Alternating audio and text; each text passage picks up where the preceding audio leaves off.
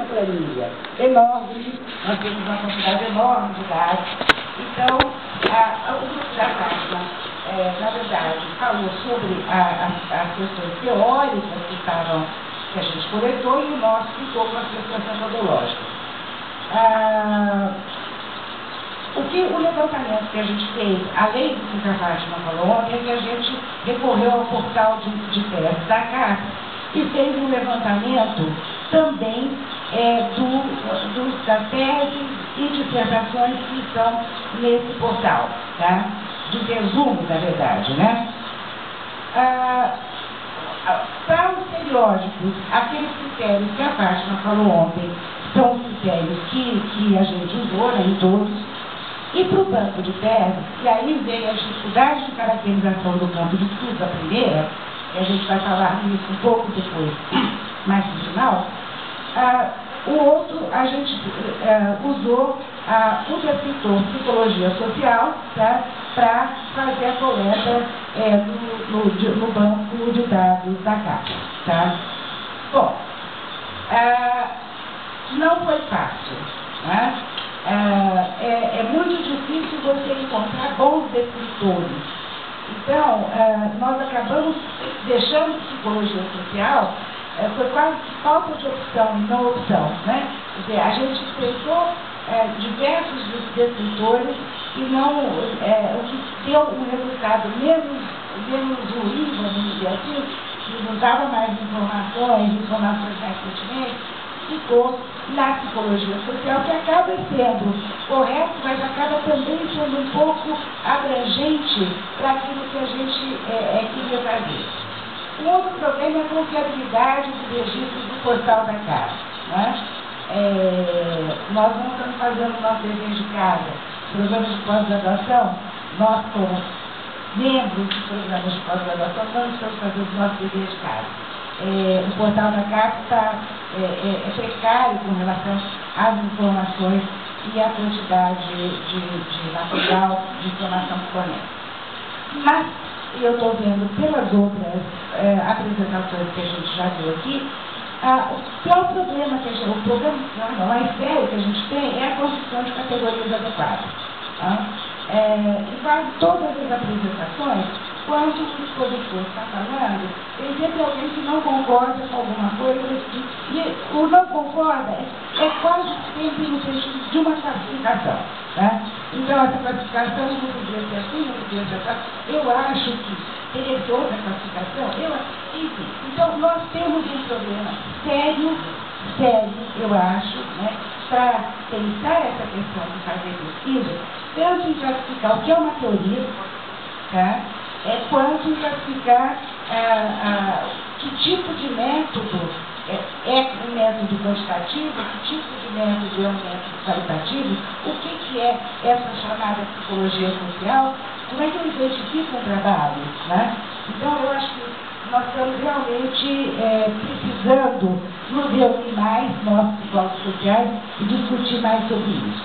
Bom, com relação aos dados, né, os artigos e as teses, né, ficaram com essa... Nós não vamos falar do primeiro período, porque a ideia nossa, como está colocado aí, a ideia nossa era pegar os 5 primeiros anos, que a CAPES tem o registro, que começou em 87, tá? O registro do portal da CAPES começa em 87, pegar os 5 primeiros anos e os 5 últimos, terminando em 2011. A ideia era fazer uma comparação. Mas tem tão pouca dissertação e tese cadastrada no primeiro período, tá? É lógico que nós tínhamos um número de programas de pós-graduação infinitamente menor, lógico que tudo isso. Mas ainda assim, o número de dissertações e teses cadastradas é muito pequeno para a gente pensar em fazer qualquer tipo de comparação. Então ficou um material muito mais ilustrativo, né, do que efetivamente um material dados que a gente pudesse pensar. Né? Então, o total de material, o total de resumos que a gente analisou foram 877 resumos, sendo 563 de artigos e 314 de tese. Né? O tipo de produção, de acordo com o tipo de estudo, tá? Tipo de produção aqui, foi a primeira separação que a gente fez. Primeira classificação, o que é um estudo empírico e o que é um estudo teórico. Então, lógico, tem estudo teórico, ensaios, uma série de produções que não tinham coleta de dados empíricos. Bom, foi, na verdade, é isso que acontece. Então, estudos empíricos e estudos teóricos, nós tivemos é interessante observar que se publica em artigo, a proporção de publicação de artigo teórico é maior do que a produção de dissertações e teses teóricas. Tá? Então, essa foi a primeira classificação que a gente fez. Né? Bom, aí nós pensamos em relação a temas. Nós pensamos em relação a temas. A ideia, como a nossa tarefa era falar sobre método, a primeira ideia foi não falar muito sobre temas. Depois a gente mudou de ideia e foi olhar mais de perto que temas eram esses. Mas a primeira classificação que a gente fez foi uma classificação pensada assim, bom, que assunto, qual é o objeto de análise ou qual é o objeto de estudo dessa pesquisa. Então, nós tivemos 68, tanto em artigos como em dissertações e teses, nós tivemos 68 teoria, artigos, resumos que falavam de teorias, ou falavam de métodos, ou falavam de... O objeto de estudo era a teoria ou o método. Né? Nós tivemos artigos que falavam de conceitos, né? Conceito era análise de um conceito e diversos, evidentemente, temas sociais. Né? Os trabalhos empíricos, eles são associados à psicologia social dessa forma. Tá? Então, nós temos 10 trabalhos empíricos que a gente chamou de trabalhos de intervenção. Então, não se caracterizavam os trabalhos empíricos de coleta de dados, era um relato de intervenção. Tá? 214 artigos com pesquisa qualitativa, 212 teses, eu vou falar todos, gente, que não fica aí, né? Enfim, foi essa a distribuição que a gente encontrou em artigos e dissertações e teses, pensando a questão quantitativa, qualitativa e quantitativa. Né? O nosso dado já é um pouco diferente do dado que o Marcos mostrou aqui, porque o nosso já mostra uma luz de fim de túnel. Você mostra que existe alguma possibilidade de trabalho multimétodo, né? Você vê que já foi até um número que a gente achou razoável. Aparecem, essas curiosidades a gente não sabe explicar, mas são curiosidades mesmo. Aparecem mais em artigos, a apresentação de trabalhos multimétodos aparece mais em artigos do que em dissertações e teses. Então, são coisas que ficam difíceis para você explicar. Bom, a gente pensou, para falar de metodologia, a gente precisa pensar também no tamanho da amostra, né? Então, como é que isso está distribuído? O tamanho da amostra é aquilo que aconteceu, que era realmente esperado. Então, nas pesquisas quantitativas, você tem amostras maiores, nas pesquisas qualitativas, você tem amostras menores. Né? Com relação à técnica de coleta de dados, tá? Bom, aí a gente olhou, fez um primeiro levantamento do tipo de técnica que as pessoas deviam usar. Então, qual era a nomeação, a denominação utilizada pelo próprio pesquisador. Tá? Então, associação livre, dados visuais, entrevista, escala e inventário, a gente colocou como métodos de coleta da mesma natureza, iguais, mas da mesma natureza. Grupos, É aí por grupo, tem grupo focal, grupo de entrevista, grupo são coletas de dados em grupos. Observação, questionário e outras técnicas menos votadas. Então, essas técnicas de coleta, tá, elas estão relacionadas, né, elas se distribuem, na verdade, isso não é uma relação, é uma distribuição, elas se distribuem articuladas com técnicas de análise da forma como vocês estão vendo aí, tá? Então, o que a gente pode observar é que nós temos também esperados, esse dado aí só, na verdade, retrata aquilo que se esperaria quando você pensa em pesquisa qualitativa e pesquisa quantitativa. Então, quem usa escala inventário usa mais estatística multivariada. Quem usa tem um pouco a reprodução do dado mais abrangente, não só brasileiro, que o Marcos apresentou há pouco. E o que a gente percebeu como uma coisa bastante interessante é o uso de softwares específicos, né, para quem trabalha com entrevista. Né? Quer dizer, é interessante nesse sentido, porque a pesquisa qualitativa, por que eu estou dizendo isso? Né? A pesquisa qualitativa, pesquisadores, normalmente, têm um pouco mais de resistência para utilizar tecnologias, né, para análise dos dados. E a gente viu que nós hoje temos já muitos softwares de análise qualitativa e está sendo realmente incorporado ao fazer pesquisa do pesquisador que trabalha com análise qualitativa. Tá? Bom, nós não resistimos e vamos ver, fica muito árido, né? Falar no método, sem pensar, esse método está estudando o quê? Né? Então, a gente foi olhar e, na verdade,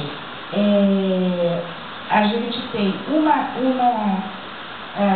relação, né? A gente tem, na verdade, uma distribuição, né, de artigos, dissertações e teses, né? E aqui você tem, então, o que é mais usado com relação a categorias, na verdade, de objetos. Então, o que é mais usado nos estudos de gênero. Tá? Então, nos estudos de gênero, nos artigos, usaram mais entrevistas e grupos. Nos grupos geracionais, então, essa distribuição que a gente está mostrando nesse slide. Né? Então, como isso se distribuiu, sem a gente pensar em possíveis relações entre isso. Realmente, estamos realmente mostrando a distribuição como é que se deu. Tá? A gente percebe que na psicologia social, quando você vai pensar em objetos de estudo, os processos de saúde e doença disparam, quer dizer, nós estamos trabalhando muito com isso, ligado à psicologia social, foram 66 artigos e 25 dissertações de tese que trabalhavam com alguma ou doença específica, ou saúde mental, alguma coisa de processo de saúde e doença. Então, a psicologia social está muito focada nessa interface com a saúde. Os trabalhos de violência e vulnerabilidade também são trabalhos. E grupos geracionais, que nós chamamos de grupos geracionais aí, são trabalhos ou com adolescente ou com velhice, que já especificam um grupo, uma geração própria para aquele estudo. Né? Bom, isso aqui não vou.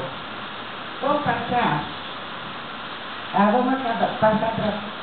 O que esses dados podem, como é que esses dados podem nos ajudar, ou como eles podem contribuir na nossa reflexão? Né?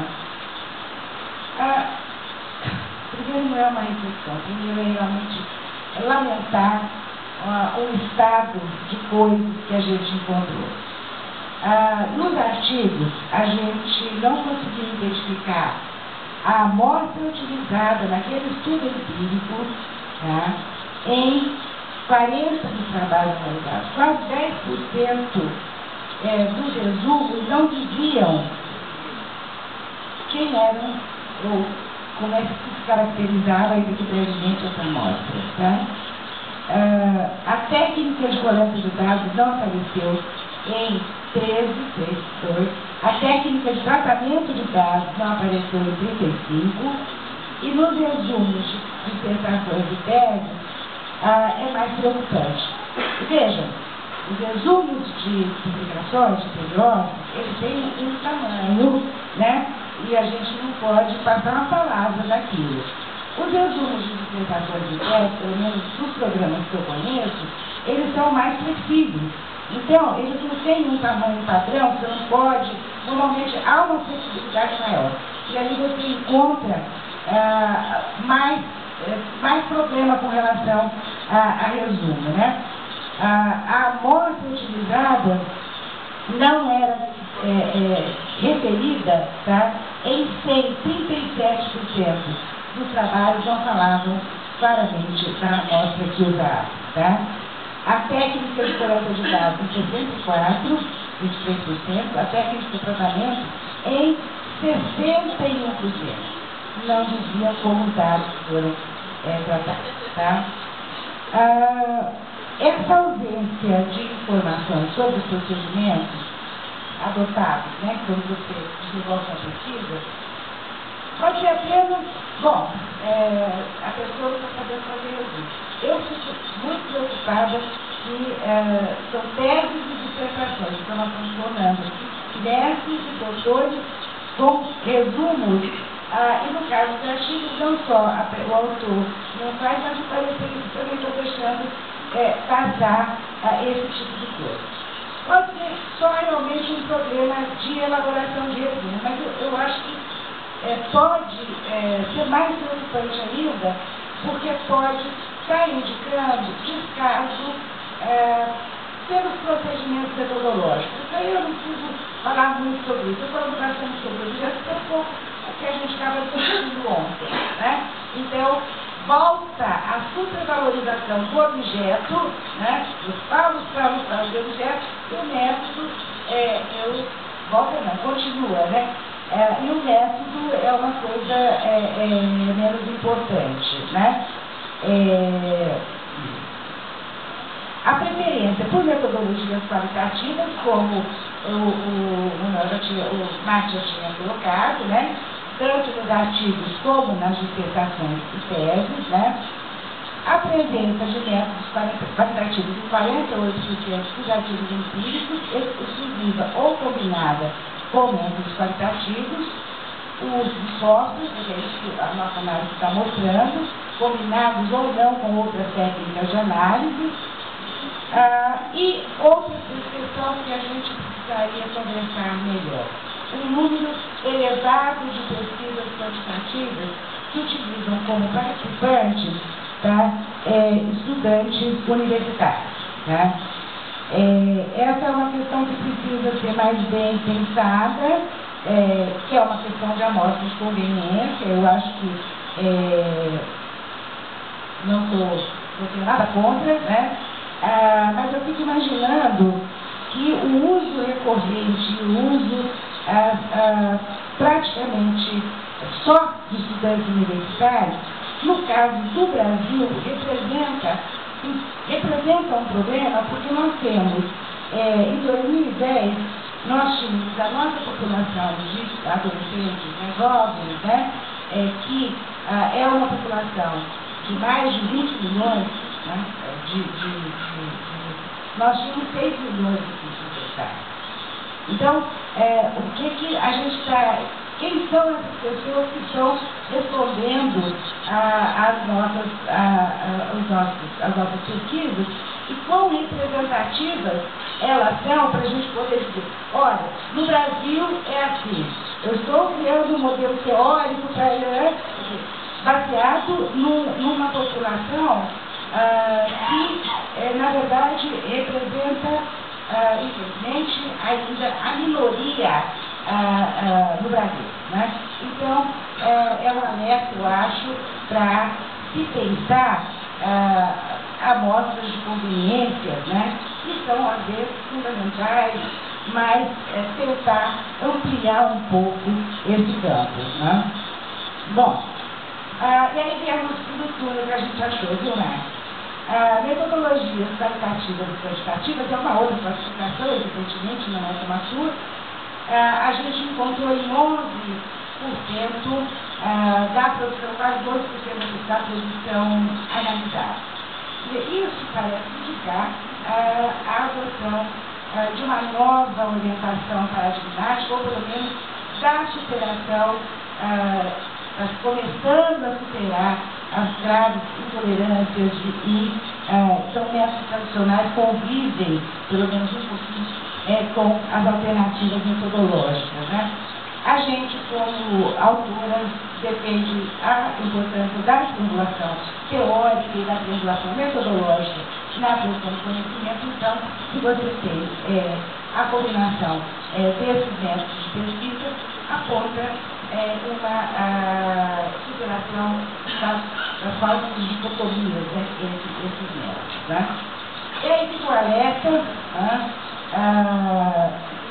programas de pós-graduação. Nós no Brasil temos esse grave defeito de não gostar muito de registros, né? Não, vou fazer o registro, não vou preencher formulário, a gente não gosta desse tipo de atividade. Nós não estamos conseguindo, para vocês terem uma ideia, pessoal da Federal da Paraíba, não tem, são os programas que mais produzem dissertações de tese em psicologia social, os vocês não aparecem. Aparece, mas aparece lá embaixo. Então, por quê? Provavelmente, porque além de a gente não está sabendo preencher direito. Não é só não preencher. Eu acho que a gente precisa de um curso de como preencher aquele relatório. Aquele formulário, na verdade, não é relatório. É aquele formulário que a gente registra a produção do programa, tá?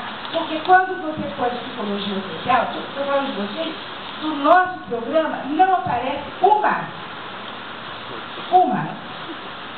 Então, nós estamos precisando precisamos aprender como é que preenche aquela ficha e realmente pensar que o registro tem uma importância histórica enorme para deixar, inclusive, para as novas gerações. Tá? Obrigada.